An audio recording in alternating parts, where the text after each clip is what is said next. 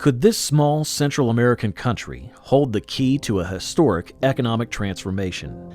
El Salvador's chances of getting rich seem to be on the verge of a huge upswing, thanks to a new strategy that promises to change the country's financial landscape. Stay with us as we uncover the intriguing factors fueling this nation's quest to become an economic powerhouse. El Salvador, a country known for its picturesque landscapes and vibrant culture, is on the brink of a groundbreaking economic transformation that has captured the world's attention. The quaint village of El Zonte, once a tranquil beach town, has become the epicenter of a grand experiment that could potentially turn El Salvador into an economic powerhouse. But what is this grand experiment all about? In El Salvador, the challenge of diversifying the economy away from a mono-exporter model has been a historical concern. The country's economic trajectory has reflected a heavy dependence on single export products, which has had implications for its development. Originally, El Salvador was centered around indigo exports during colonial times. Later in the 19th century, coffee emerged as the primary export commodity, prompting the conversation of land for coffee cultivation. Unfortunately, this transition led to the displacement of indigenous populations and laid the foundation for future conflicts.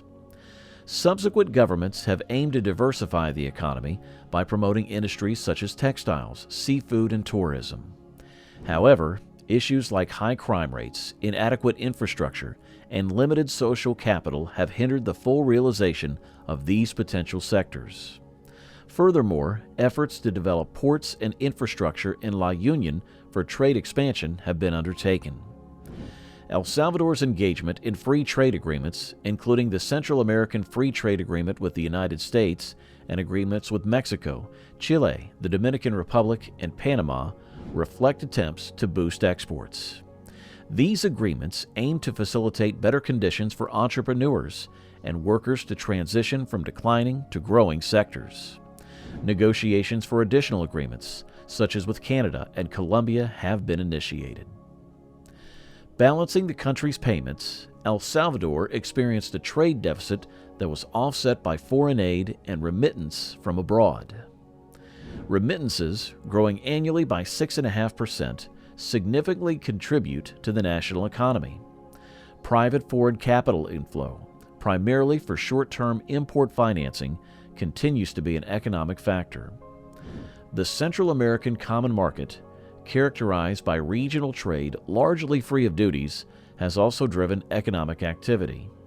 The collaboration between El Salvador, Guatemala, and Honduras in free trade talks with Mexico is part of this effort. The relationship between the United States and El Salvador in terms of trade has been robust. U.S. exports to El Salvador reached $2.1 billion in 1999, while El Salvador exported $1.6 billion to the U.S. U.S. support for the privatization of electrical and telecommunications markets in El Salvador has opened avenues for American investment. Over 300 U.S. companies have established a commercial presence in the country, reflecting the interest in its business opportunities.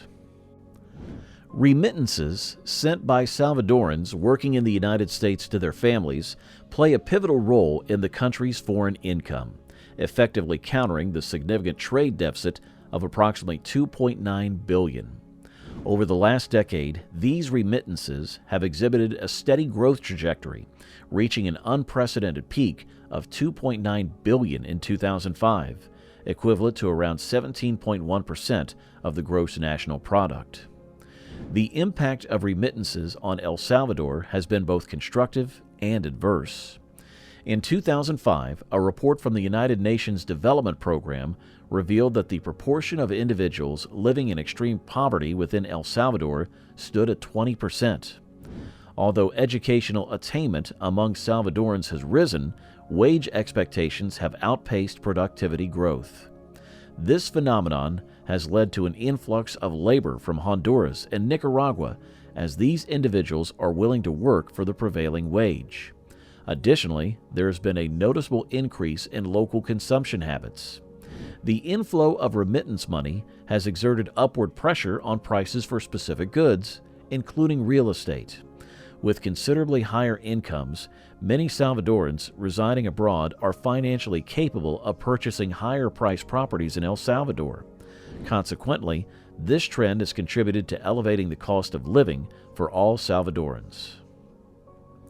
The economy of El Salvador has struggled to achieve significant GDP growth, experiencing single-digit rates for nearly 20 years despite its integration of the U.S. dollar. The macroeconomic instability has persisted, and income equality remains a significant challenge. In 2011, the Gini coefficient stood at 0.485, similar to the U.S., but resulting in 37.8% of the population living below the poverty line due to the lower aggregate income. The top 10% of earners have approximately 15 times the income of the poorest 40%. As of November 3, 2014, El Salvador's official reserve assets were reported by the IMF to be $3.192 billion, with foreign currency reserves amounting to $2.675 billion. The country also holds securities valued at $2.577 billion, along with other assets such as SDRs and gold reserves. The Salvadoran government introduced a monetary integration plan in 2001, making the U.S. dollar legal tender alongside the colón, leading to a shift in all formal accounting to U.S. dollars. This move limited the government's ability to implement open market monetary policies. The transition from the colón to the U.S. dollar initially led to discontent due to increased prices while wages remained unchanged. Economists argued that inflation would have occurred regardless. The shift also resulted in lower interest rates, enabling easier access to credit for housing and car purchases. Over time, the dissatisfaction waned, although the issue resurfaces during election periods. In June of 2021, President Nayib Bukele proposed legislation to establish Bitcoin as a legal tender in El Salvador. The Bitcoin law was subsequently passed in June, and Bitcoin became an official legal tender 3 months later. The law included provisions for foreigners to gain permanent residence through Bitcoin investment. However, the International Monetary Fund advised El Salvador to reconsider this decision due to Bitcoin's value decline and resulting economic challenges. In 2021, El Salvador secured a $40 million loan from the European Investment Bank for climate action projects and small enterprises. Half of the loan will support investments in renewable energy projects like photovoltaics, biogas, and micro-hydro projects. The other half will aid small and medium-sized enterprises affected by the COVID-19 pandemic. El Salvador's economy continues to grapple with the impact of adopting the U.S. dollar and the recent adoption of Bitcoin. While attempts have been made to spur growth and stability, the journey toward economic prosperity remains complex and multifaceted. The experiment for El Salvador's wealth revolves around the adoption of Bitcoin, the pioneering cryptocurrency that has gained immense popularity worldwide. At the heart of this transformation is Bitcoin Beach, a visionary project initiated by U.S. surfer and entrepreneur Mike Peterson in 2019. The project aimed to create a circular Bitcoin economy by incentivizing local residents with Bitcoin payments for various tasks and jobs. The initiative not only breathed new life into El Zonte, but also caught the attention of President Nayib Bukele, who swiftly became a staunch advocate for the cryptocurrency movement. As a result, El Salvador became the first country in the world to embrace Bitcoin as legal tender, an unprecedented move that promised significant economic benefits. El Salvador's journey to economic transformation is a tale of ambition, innovation, and risk-taking. The world watches with anticipation to see if this experiment will indeed lead to the nation becoming insanely rich as envisioned by some. As the country treads through choppy Bitcoin waters, its future economic landscape hangs in the balance, waiting to reveal whether this bold leap of faith will yield the desired rewards. That's all for today. If you found this video interesting, then subscribe to our channel, hit the like button, and press the bell icon for more updates.